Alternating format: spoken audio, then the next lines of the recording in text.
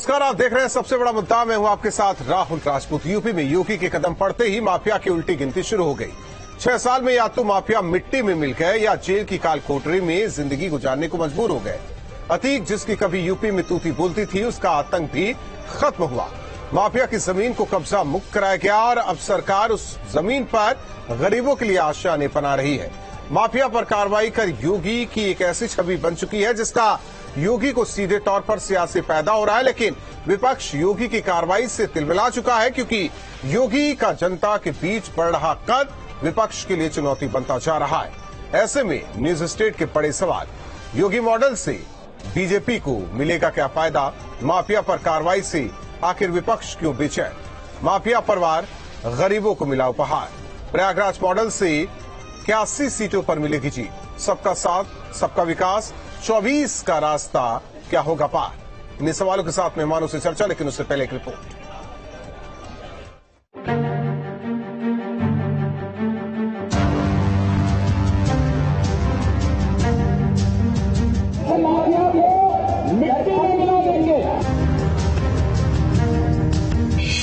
योगी का माफिया परिवार गरीबों को मिला उपहार। चाबी खोलेगी 24 का ताला। इस माफिया को मिट्टी में मिला देंगे। योगी का ये यलगार है, योगी का ये आगाज है।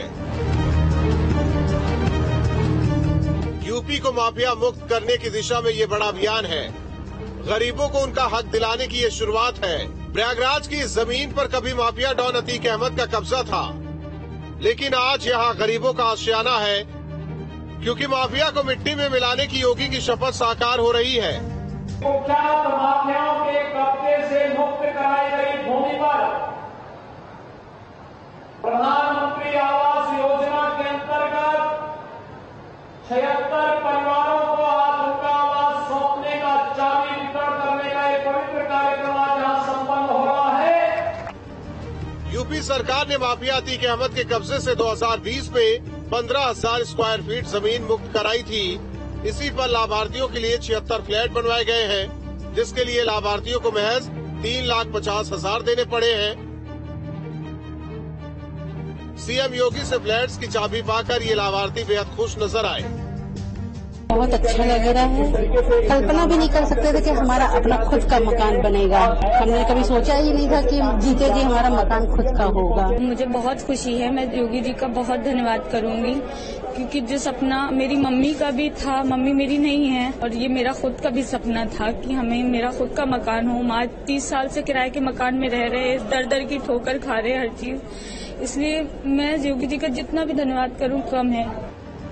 गरीबों को उनका हक मिल रहा है, लेकिन विपक्ष को इसमें भी सियासत नजर आ रही है। भारतीय जनता पार्टी हर एक वही काम करती है जिससे उनका चुनावी फायदा हो। उत्तर प्रदेश के लोगों से लेना देना नहीं, प्रतीकात्मक तौर से कुछ अपराधियों पर कार्रवाई धर्म और जाति देखकर, और उसके बाद कुछ जमीन की कुर्की। लेकिन नौजवानों को तो रोजगार की बात की थी कि 14 लाख रोजगार प्रतिवर्ष देंगे। कहाँ है 70 लाख नौकरियां? जिस जनता ने उनको अपने लिए चुनकर भेजा था, उनके लिए वो कुछ भी नहीं करते। उत्तर प्रदेश की सरकार एक रूपक सजा रही है कि हमने माफियाओं के विरुद्ध जिन लोगों ने हमारी मदद की, हम उन्हें घर दे रहे हैं। महत्वपूर्ण है सुरक्षा, महत्वपूर्ण है रोजगार। बेहतर होगा कि इस तरीके से रूपक सजाने की बजाय उत्तर प्रदेश सरकार बुनियादी काम करे।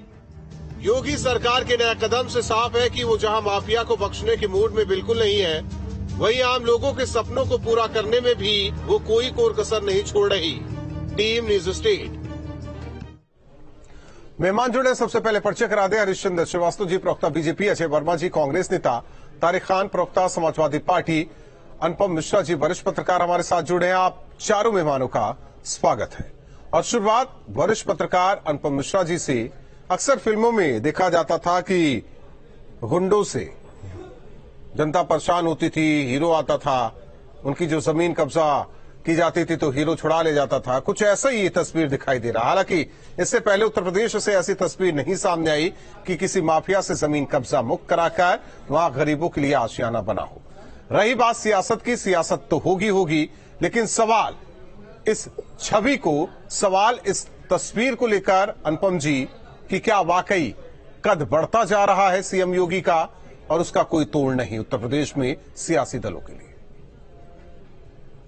देखिए राहुल जी, आज मैं प्रयागराज में उस मौके पे था जब ये चाबियां दी जा रही थी लोगों को, तो बहुत भावुक हो रहे थे। उन्हें चाबियां मिल रही थी, वो भी भावुक हो रहे थे।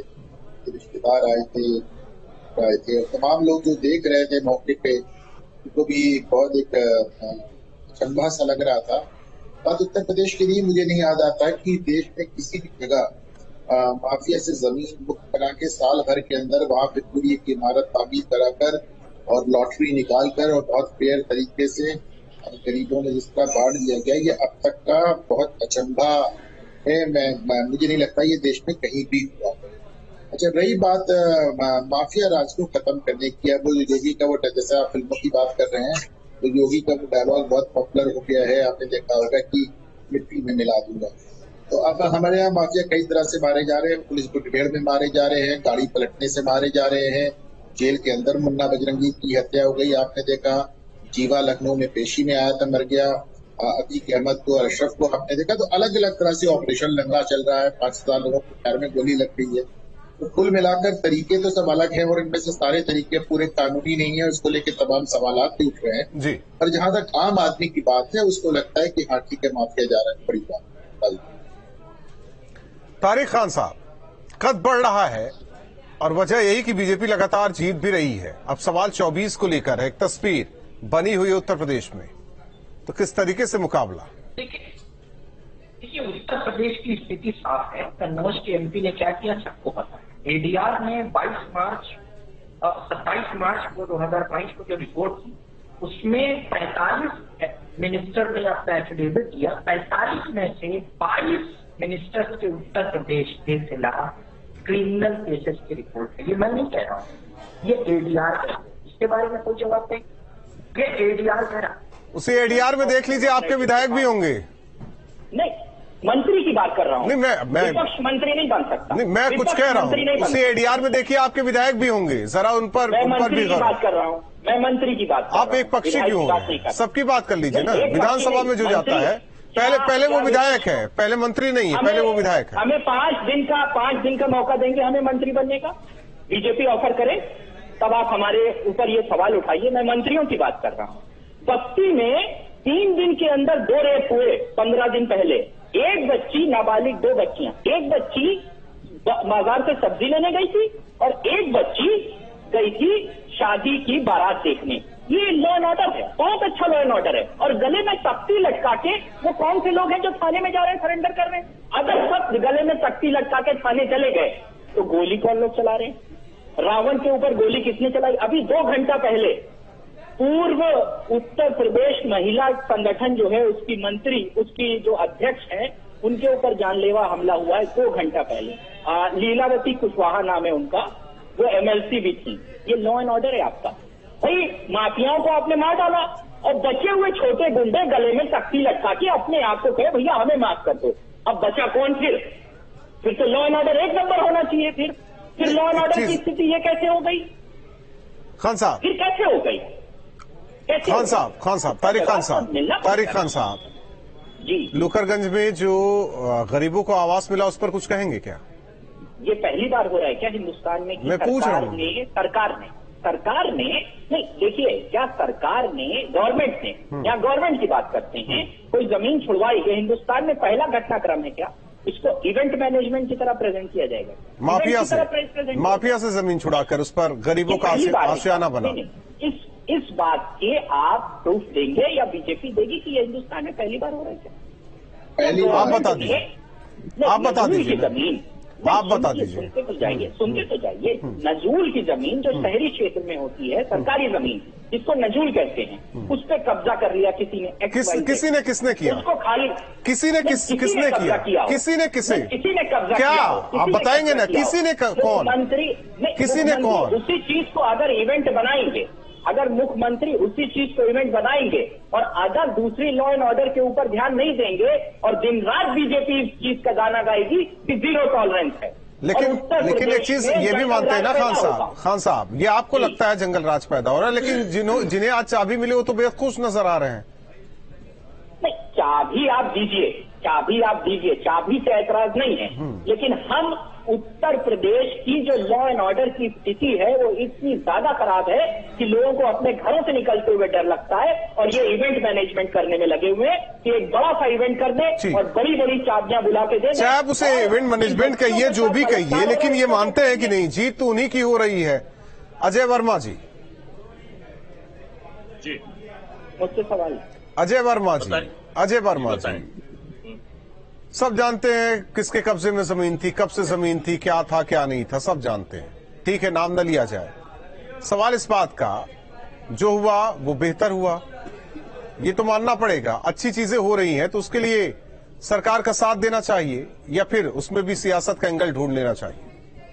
देखिए जनाब, अच्छी चीजें होती है तो सबको सबका साथ और सबका विकास करना चाहिए। ये नहीं है कि एक नया पाठ्यक्रम चुनाव के लिए लिया है जी।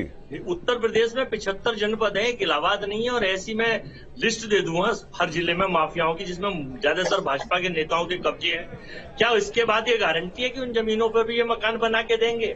ये केवल पायलट प्रोजेक्ट के रूप में पाठ्यक्रम, जैसे माननीय प्रधानमंत्री नरेंद्र मोदी जी बाहर जाते हैं हिंदुस्तान से तो मस्जिदों में जाते हैं, सजदा करते हैं, टोपी पहनते हैं, नमाज साथ चले जाते हैं, हिंदुस्तान में आते हैं, हिंदू मुस्लिम एजेंडा और पाठ्यक्रम शुरू हो जाता। ऐसे ही बाबा हैं, मुख्यमंत्री हैं, प्राथमिकता पे चीजें दें। 24 करोड़ आबादी है हिंदुस्तान उत्तर प्रदेश की, 14.5 करोड़ वोटर है, 76 लोगों को मकान दे दिया, तो प्रतिशत जरा प्रतिशत निकाल के बता देना। राजीव गांधी आवास योजना, इंदिरा गांधी आवास, प्रधानमंत्री आवास योजना, मुख्यमंत्री आवास योजना तो ऑलरेडी चल रही है। अरे जनाब, ये दूसरी हमने राजीव गांधी आवास योजना, मैं तो प्रधानमंत्री योजना की बात, लाखों लोगों को हमने मकान दिए साहब, लाखों लोगों को मकान दिए, लेकिन हम मैनेजमेंट नहीं करते, हम फोटो सेशन और फोटो शूट नहीं करते। नहीं, जब नाम ही हो गया इंदिरा गांधी आवास योजना और राजीव गांधी आवास योजना, वो अपने आप में इवेंट हो गया एक तो। नहीं, वो इवेंट नहीं होता, लेकिन चूंकि क्वेश्चन पूछने के लिए भाजपा के लोग हैं नहीं, आप ही काफी भाई हैं हमारे, मैं पूछ रहा हूँ, अनुभवी हैं, मैं पूछ रहा हूँ, तो मैं वही तो बताता, मेरा काम ही है सर सवाल पूछना, अब क्या कर सकता हूँ। ये तो आपका दायित्व है सर, और हमें खुशी होती है आप पूछे, लेकिन हमारा का भी जवाब दिया करें। मैं ये बताना चाह रहा हूँ कि उत्तर प्रदेश में ये हालात चल रहे हैं, आप हर अखबार उठा के रोज देखिए, अमर उजाला हो, दैनिक जागरण हो, नवभारत हो, हिंदुस्तान टाइम्स हो, टाइम्स ऑफ इंडिया हो, कहीं बलात्कार, कहीं गैंग रेप, कहीं लूट, कहीं डकैती, कहीं मर्डर, छोटी बच्ची से बलात्कार, कहीं चेन पुलिंग, कहीं हत्या, सुनार लूट रहा है, डकैती लूट रहे हैं, सोने चांदी वाले लूट रहे हैं, मर्डर हो रहे हैं, बलात्कार हो रहे हैं। ये आंकड़े भी आपको बताना चाहिए। दूसरा सवाल हो गया ना, दूसरा ये भी आपको बताना चाहिए कि आपने मुख्तार के अलावा उत्तर प्रदेश में 162 300 कुछ से ज्यादा गैंगस्टर और माफिया हैं, वो कब मारे जाएंगे? ये भी एक टाइम पीरियड दे दें, गाड़ी पलटे या मैं तो बात करने यहाँ बैठे हुए बात करने के लिए कि माफिया के कब्जे से छुड़ाई गई जमीन पर गरीबों का आशियाना बन रहा है, लेकिन आप लोग सियासी दल हैं, सियासी बातें करेंगे। हरीश चंद्र श्रीवास्तव जी, ये कोई राम राज नहीं, जंगल राज है कांग्रेस के मुताबिक, समाजवादी पार्टी के मुताबिक।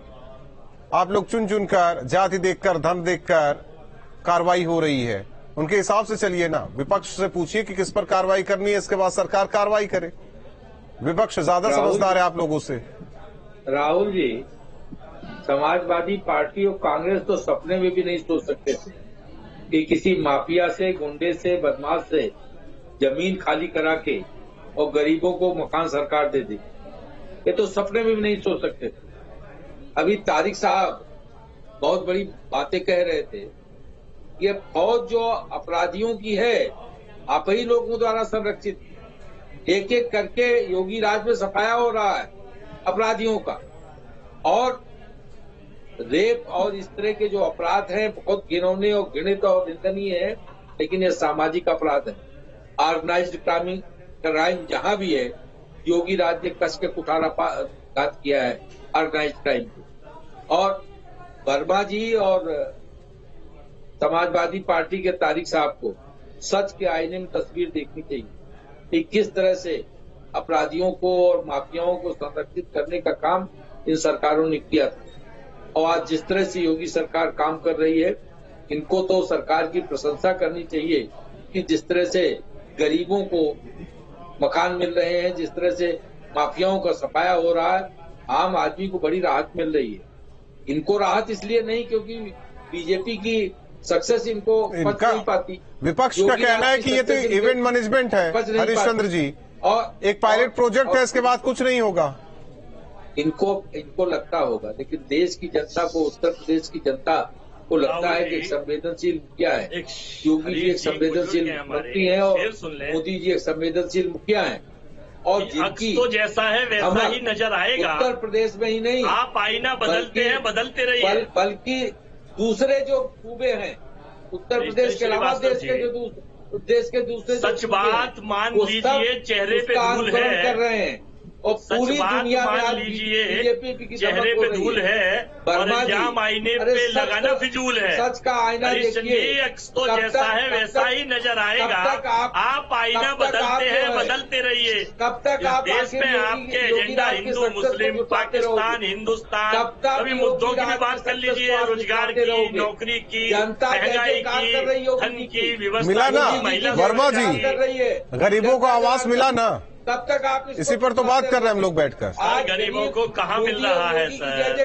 कर रहा है सर मैं पूछना चाहता हूँ, वो ब्रजभूषण सिंह जो सांसद है वो वादा यूपी से ही है, हरीश चंद्र जी उसके खिलाफ बोलकर उन बेटियों को भी न्याय और उनको भी आवाज दिलाएंगे। प्रियंका गांधी के साथ जो काम कर रहा था नेता ने आरोप लगाया, क्या उसे निकाला गया, उस पर कार्रवाई हुई क्या? आप छोड़ दीजिए ना, उस पर बात ना कीजिए, बहस लंबी खिंच जाएगी, जाने दीजिए। जिस पर बात करने बैठे हैं उस पर अजय वर्मा जी बात कीजिए तो बेहतर होगा, बेहतर होगा। और सांसद में और पीए में बहुत फर्क होता है। ठीक है, सांसद एक चुनाव प्रतिनिधि होता है, पीए तो कोई भी बन सकता है। ठीक है, आरोप लगा दिया जाए और आप गिरफ्तारी हो जाए, तुरंत जेल में डाल दिया जाए, फिर चलता रहे।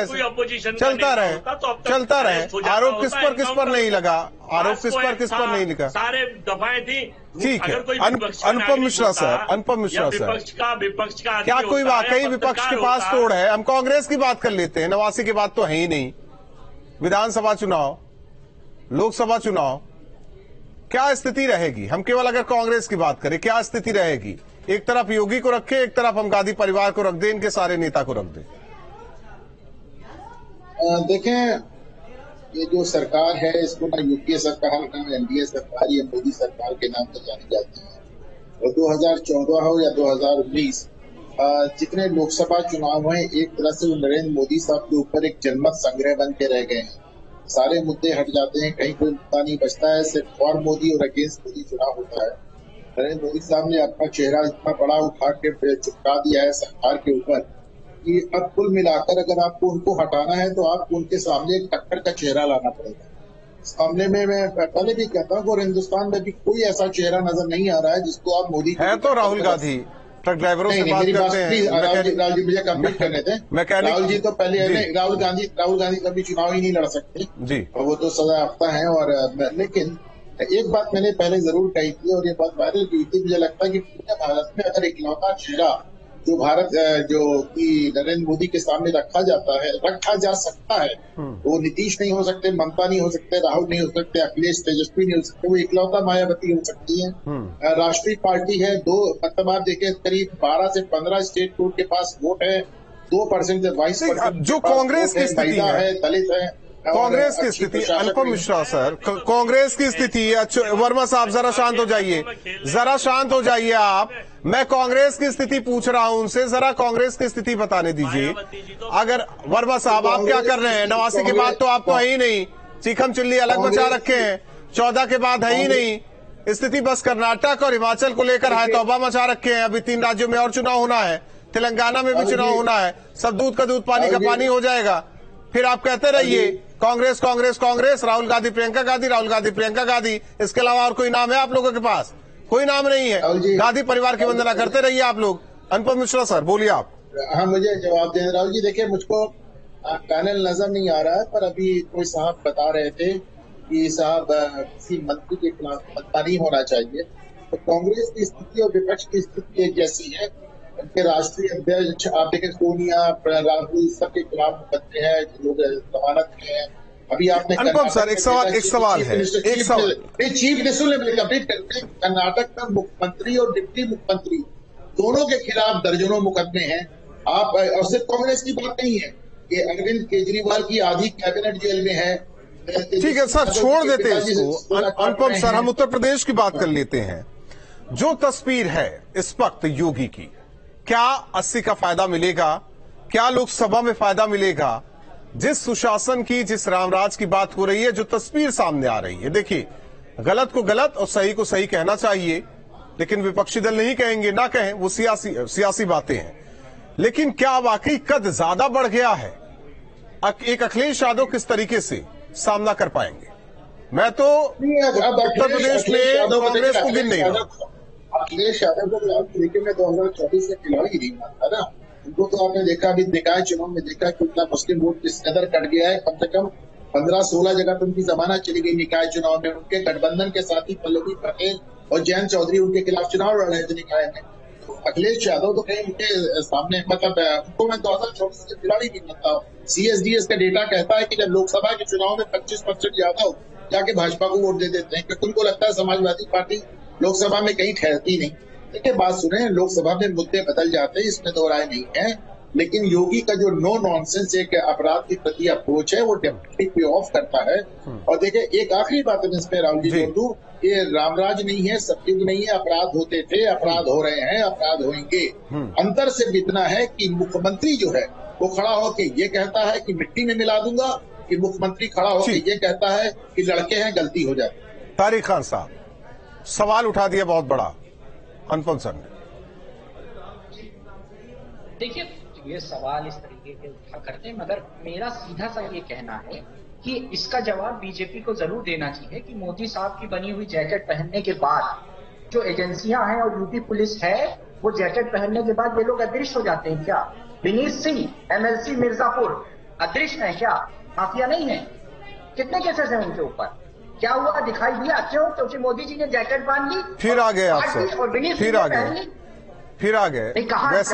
वैसे तो अपने MLC को उठा लीजिए, अपने MLA को उठा लीजिए, कई है, बताइए ना, कई है, मैं नाम बता, कई है, आप नहीं बोल पाएंगे, आप नहीं बोल पाएंगे। सिंह का ओहो, मेरे आप नाम बताइए, बीजेपी नाम बताइए, मैं उसका जवाब दूंगा। मैं जिनका नाम दे रहा हूं उसका जवाब दें। ब्रिजेश सिंह के भाई के बेटे सुशील सिंह MLA हैं, उनके ऊपर हत्या का मुकदमा है। मैंने ADR की रिपोर्ट भी बताई कि आपके मंत्रियों के ऊपर कितने मुकदमे हैं, क्या एक्शन लिया आपने? एक उनके घर का नौकर प्रमुख है, उनके 4 परिवार के लोग उच्चतम पदों पर है, वो माफिया है या नहीं? ब्रिजेश सिंह, पहले ये बता दीजिए, बीजेपी इसका क्या एक्शन लिया आपने? क्या एक्शन लिया? आप एक्शन बताए ना, आप सेलेक्टिव अप्रोच लेके चलते। हरीश चंद्र जी की अप्रोच हमेशा यही आरोप लगता है। नहीं, हमेशा क्यों? हमेशा आरोप लगेगा तो उस पर चर्चा, हमेशा यही आरोप है। आपने मोदी साहब की जैकेट नहीं, जब मैंने पूछा आपने नजूल की जमीन बता दी, उसकी किसके कब्जे में थी, आप नाम नहीं ले पा रहे थे। अरे भाई, नजूल की जमीन सरकार बस आप नाम नहीं ले पाए थे, किसका कब्जा था आप ये नहीं बता सकते। आप इतनी हिम्मत नहीं जुटा पाए कि किसके कब्जे में थी, किसके कब्जे में थी, किसके कब्जे में थी, शासन की जिम्मेदारी, किसके कब्जे में थी, किसके कब्जे में थी, कब्जा किसने कर रखा था? खान साहब बता पाएंगे क्या? कब्जा हिंदुस्तान में क्या या उत्तर प्रदेश? नहीं बता पाएंगे। हरीश जी आरोप लगते रहे कि सिलेक्टिव कार्रवाई है, सिलेक्टिव कार्रवाई है। देखिए राहुल जी उसका कारण क्या है? कारण ये है कि अतीक को जिस तरह से पाला पोसा समाजवादी पार्टी ने, मुख्तार को जिस तरह से पाला पोसा का समाजवादी पार्टी, वो बाद में कांग्रेस पार्टी पंजाब की जेल में उनकी सुरक्षा कर रही, लंबे टाइम तक उनको मुकदमे से बचे रहे और जेल में सुरक्षित रहे, इसका बंदोबस्त पूरी तरह से कांग्रेस पार्टी ने किया। तो आखिर अब इनके पास कोई तार्किक का जवाब नहीं, तार्किक जवाब नहीं है, तो फिर इधर उधर घुमा करके बात को ले जाना, उस पे जवाब न देना कि आखिर ये माफियाओं द्वारा जो जमीन कब्जाई गई थी, जिसको खाली करा के, जिसमें बुलडोजर चलवा के योगी जी ने गरीबों को मकान दिया, इसके सकारात्मक कदम है। गरीबों को मिलना चाहिए था कि नहीं मिलना चाहिए था? तो योगी जी ने ऐतिहासिक काम किया, ये तो नहीं स्वीकार कर पाएंगे, तो इधर उधर भागेंगे। अरे समाजवादी पार्टी का तो पूरा इतिहास है, आप अपने जो मुखिया थे, जो संस्थापक थे, जरा उन्हीं के इतिहास उठा के देख लीजिए, कितने केस। मुझे सवाल, तो इस तरह की बातें, और कांग्रेस पार्टी सर मेरा एक सवाल है, इसकी जनक है। कांग्रेस पार्टी ने ही अपराधियों का राजनीतिक किया। इनको राजनीतिक वर्दी पहनाने का काम कांग्रेस पार्टी ने किया। तो वर्मा जी किस मुंह से जवाब देंगे? वास्तविकता ये है कि योगी जी की राज में, योगी जी के राज में ये सीरीज जिनके खिलाफ उनके लिए योगी सरकार में कार्रवाई हुई, उन माफियाओं के खिलाफ कार्रवाई हुई, नाम गिन डालिए सबके। और कोई माफिया, माफिया हो, वो कोई माफिया बदमाश हो, अगर माफिया है, अपराधी है, तो योगी राज किसी को बख्शने वाली नहीं है, चाहे कोई भी। आपसे लेकिन मैं जानता हूँ आपका डबल कि योगी जी का जो योगी जी का जो अपराध मुक्त अपराधी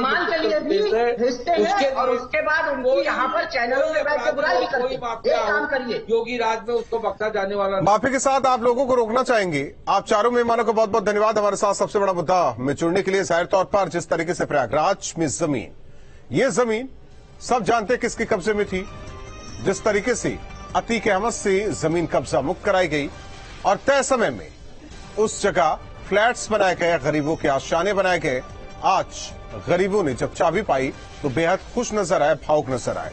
सवाल इस बात का, क्या वाकई ऐसा कभी भारत के इतिहास में हुआ है कि किसी अपराधी से जमीन को छुड़ाया जाए और उस जमीन पर फ्लैट बनवाकर गरीबों को दिया जाए? सवाल इस बात को लेकर है कि जब अपराधियों का नाम आता है, माफिया का नाम आता है, तो विपक्ष में हाहाकार क्यों मचता है? सवाल यह भी है कि जिस तरीके से विपक्ष सवाल ये कर रहा है कि आप सिलेक्टिव अप्रोच रखते हैं कार्रवाई में, क्या ये भी जायज है? आकलन जरूर कीजिए। सबसे बड़ा मुद्दा में बस इतना।